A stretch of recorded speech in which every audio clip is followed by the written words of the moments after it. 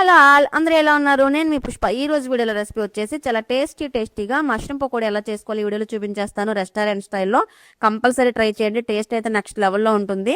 వీడియోని లైక్ చేసి channel subscribe చేసుకుని పక్కన ఉన్న బెల్ ఐకాన్ క్లిక్ చేయడం మర్చిపోవద్దు. ఈ మష్రూమ్ పకోడీ కోసం ముందుగా ఒక బౌల్ తీసుకొని శుభ్రంగా క్లీన్ చేసి పెట్టుకున్న మష్రూమ్స్ వేసుకొని ఇందులో కొద్దిగా పసుపు, 1 టీ స్పూన్ కారం, 1 టీ స్పూన్ ధనియాలు జీలకర్ర పొడి, 1/2 టీ స్పూన్ గరం మసాలా, టేస్ట్కి సరిపడా సాల్ట్, కొద్దిగా red food colour, 1 table spoon అల్లం వెల్లుల్లి పేస్ట్, 1 టేబుల్ స్పూన్ శనగపిండి, 1 టేబుల్ స్పూన్ బియ్యం పిండి, 1 టేబుల్ స్పూన్ మైదా వేసుకోవాలి.